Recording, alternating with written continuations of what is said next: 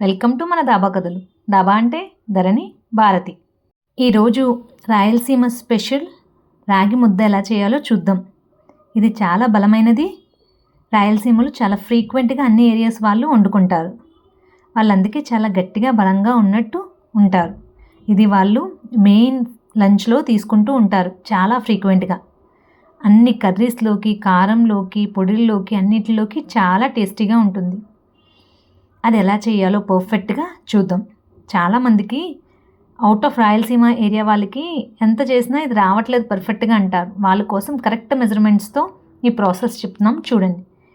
ఇక్కడ మేము సింపుల్గా ఒక గ్లాస్ రైస్ తీసుకొని దాన్ని 1 hour పాటు నానపెట్టుకొని దానికి 1 glassకి ఒక 4 glasses వాటర్ పోసాము. 4 glasses వాటర్ పోసి దాన్ని కుక్కర్ విజిల్ పెట్టాను. జస్ట్ 2 whistles మాత్రమే పెట్టా. కానీ మనం వాటర్ ఎక్కువ వేయడం వల్ల వాటర్ అట్లా పొంగినట్టు అవుతుంది కుక్కర్. అది గమనించుకోవాలి, మీరు పెద్ద సైజ్ పెట్టుకోవాలి. అలాగే మనం మళ్ళీ స్టవ్ ఆన్ చేసి మంట పెడుతున్నప్పుడు అట్లా వాటర్ పైకి వచ్చినట్టు ఉండాలి కన్సిస్టెన్సీ. అలా ఉన్నప్పుడు దాంట్లోకి నేను ఇక్కడ ఒక 2 గరిటెలు రాగి పిండి వేశాను. ఇది ఆల్మోస్ట్ మీరు ఒక గ్లాస్ రైస్కి ఒక గ్లాస్ అవుద్ది పిండి. ఇది కూడా అంత వేసామనుకోండి, అందాజుగా వేసేస్తారు చాలామంది ఆ ఏరియా వాళ్ళు. బట్ మనం 1 glassకి 1 వేసుకోవచ్చు. అలాగే కొంచెం ఉప్పు వేయాలి ఖచ్చితంగా. చప్పచప్పగా లేకుండా ముద్ద టేస్ట్ బాగుంటుంది కొంచెం ఉప్పు వేయడం వల్ల. మరీ టూ మచ్ వేసుకోకూడదు, ఎందుకంటే మనకి కూరలో కూడా ఉప్పు ఉంటుంది కాబట్టి. ఈ రాగి ముద్ద చేయడానికి మీరు ఇలాంటి చెక్క ఏదైనా యూస్ చేసుకోవచ్చు. మీ దగ్గర ఉన్న చెక్క గరిట అయి ఉండొచ్చు. అలాగే పప్పు గుత్తి ఉంటుంది కదా, పప్పు గుత్తి వెనక వైపు నుంచి కానీ రాయలసీమలో ప్రతి వాళ్ళ ఇంట్లో ఇటువంటి ముద్ద చేసుకునే చెక్క అమ్ముతారు. అక్కడ వాళ్ళ ఇంట్లో ఖచ్చితంగా ఉంటుంది. చాలా కన్వీనియంట్గా ఉంటుంది. ఇది పొడుగ్గా సైజు చేసుకోవడానికి, తిప్పుకోవడానికి. ఎందుకంటే వాళ్ళు ఎక్కువ క్వాంటిటీస్లో ప్లస్ రెగ్యులర్గా చేసుకుంటారు కాబట్టి వాళ్ళకి ఇదొక రోజు వాడుకునే వస్తువే. ఇటువంటి చెక్క ఉంటే అటువంటి చెక్కతో ఇట్లా 2 కాళ్ళ మధ్యలో పెట్టుకొని పూర్తిగా అన్నం పిండి కలిసేలాగా కలుపుకోవాలి. ఇది యాక్చువల్గా అయితే ఇలాగే కలుపుతారు అందరూ. అలా కలిపి మరో 5 నిమిషాలు మూత పెట్టి స్టవ్ మీద మంట పెట్టామంటే మొత్తం పిండంతా అన్నానికి పట్టి మగ్గిపోయి ఉడికిపోయి ఉంటుంది ఇట్లా. ఇప్పుడు ఈ పిండిని మనం ముద్దలా చేసేసుకోవడమే, రాగి ముద్దలాగా. మనం చేతిలో పెట్టుకొని చేసుకుంటే వేడివేడిది చేయి కాలుతుంది కాబట్టి ఇది ఒక టెక్నిక్.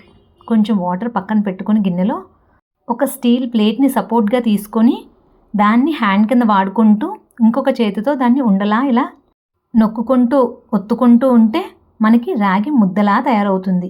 ఈ ముద్దని ఏ కూరతో అన్నా తినేయచ్చు.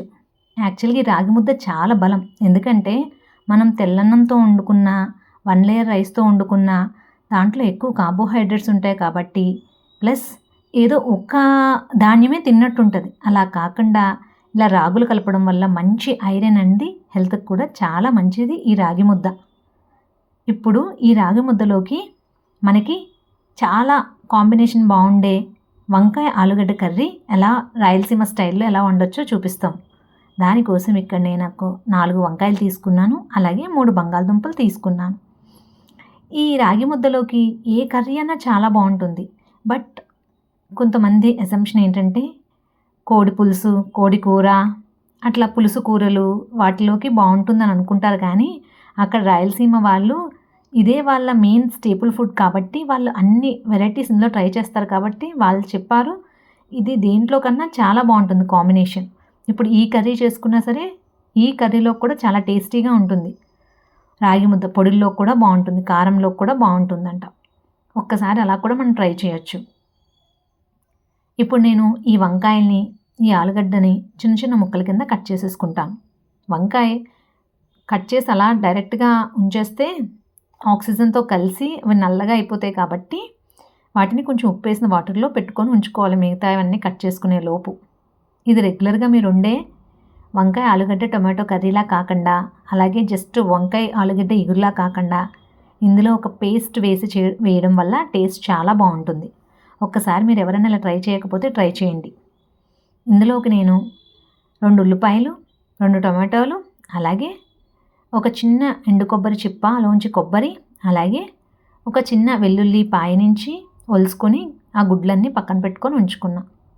ఇప్పుడు ఒక మిక్సింగ్ జార్లోకి ఉల్లిపాయ, టమాటో, కొత్తిమీర, అలాగే కొబ్బరి, వెల్లుల్లిపాయలు వేసేసుకొని అందులోకి మనకి కూరకి సరిపడే కారం, మేము ఒక 2.5 స్పూన్స్ దాకా కారం వేసాను.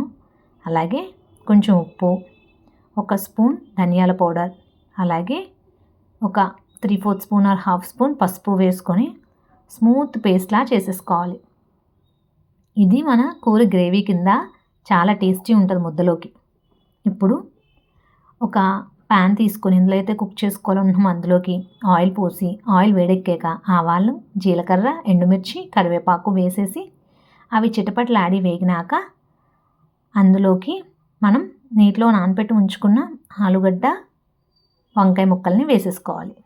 ఈ ముక్కలన్నీ కాసేపు నూనెలో మగ్గనివ్వాలి, అటు ఇటు కలుపుకుంటూ. ఈ రాగి ముద్దని చిన్నపిల్లలకు కూడా చక్కగా నెయ్యి వేసి ఉత్తిది పెడుతున్నా చాలా కమ్మగా ఉంటుంది, మెత్తగా తినేస్తారు, అలాగే బలంగా కూడా ఉంటుంది పిల్లలకి. పిల్లలకు కూడా ఉత్తి తెల్లన్నం కాకుండా వాళ్ళకి ఉండేటప్పుడు అందులో 1 స్పూను రాగి పౌడర్ వేసేసి అట్లా ముద్దలా చేసి అది పెడితే చాలా బలం. అలా ట్రై చేయండి ఈసారి పిల్లలకి.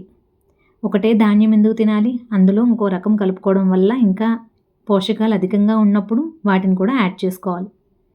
ఇలా మూత పెట్టి ఒక్కొక్కసారి మూత తీసుకుంటూ మధ్య మధ్యలో కలుపుకుంటూ ఉండి అన్నీ వేగిని మగ్గిని అనుకున్నప్పుడు అందులోకి మనం మిక్సీ పెట్టి ఉంచుకున్న పేస్ట్ని యాడ్ చేసేయాలి. పేస్ట్ అంతా ముక్కలకి పట్టుకునేలా కలుపుకొని కాసేపు మగ్గనివ్వాలి. అలాగే కాసేపు మగ్గాక మిక్సింగ్ జార్లోకి కొంచెం వాటర్ పోసుకొని ఆ వాటర్ని కూడా ఇందులో వేసేయాలి. ఆ వాటర్తో ముక్కలు, వంకాయ ముక్కలు, బంగాళదుంప ముక్కలు బాగా ఉడికిపోతాయి. చూసారా ఎంత గ్రేవీగా బాగుందో కూర. మధ్యలో ఏమీ అన్ని రకాలైన ముక్కలు తగలకుండా మొత్తం గ్రేవీయే టేస్టీగా ఉంటుంది. ఎండు కొబ్బరి వేయడం వల్ల, కొత్తిమీర పేస్ట్ చేయడం వల్ల, వెల్లుల్లిపాయ ఫ్లేవర్తో చాలా బాగుంటుంది కర్రీ టేస్ట్. ఇంకా రాగి ముద్దలోకి అయితే చెప్పక్కల్లా టేస్ట్ అమోఘంగా ఉంటుంది. మూత పెట్టుకుంటూ మధ్య మధ్యలో కలుపుకుంటూ కుక్ చేసుకుంటే మన వంకాయ ఆలుగడ్డ కర్రీ రెడీ అయిపోతుంది. రాగిలో కాల్షియం చాలా ఎక్కువ ఉంటుంది. కాల్షియం డెఫిషియన్సీ ఉన్న వాళ్ళు ఈ రాగిని తీసుకోవడం వల్ల రోజు ఏదో ఒక ఫామ్లో చాలా మంచిది. అదేదో రోజు మనం తినే ఫుడ్లోనే కలిపేసుకుంటే దాన్ని ప్రత్యేకంగా దాని మీద శ్రద్ధ పెట్టాల్సిన అవసరం ఉండదు కదా. ఐరన్ అండ్ కాల్షియం డెఫిషియన్సీకి ఈ రాగులు భలే పనిచేస్తాయి. ఇదిగో మన కూర ఇంకా దగ్గర పడిపోయి పూర్తిగా కుక్ అయిపోయింది. నేను ఆలుగడ్డ ఉడికిందో లేదో అట్లా కట్ చేసి చూస్తున్నా, అది సాఫ్ట్గా గరిటెకి ఇరిగిపోతుంది కాబట్టి నాది కుక్ అయిపోయినట్టే. ఇప్పుడు కాస్త కొత్తిమీర వేసుకొని దాన్ని దించేసుకోవడమే, ఒక్కసారి కలిపేసుకొని అంతే. ఈ వేడి వేడి కర్రీని రాగి ముద్దలో కలుపుకొని తింటే చాలా అంటే చాలా చాలా బాగుంటుంది. ఈ మసాలా కర్రీ కాంబినేషన్తో ఈ రాగి ముద్ద ఆల్మోస్ట్ చికెన్తో తిన్నంత కిక్నిస్తుంది. దో మనం చాలా స్పైసెస్ యాడ్ చేయకపోయినా సరే ఒక్కసారి ట్రై చేయండి. Thank you for watching. Please like, share and subscribe. Thank you.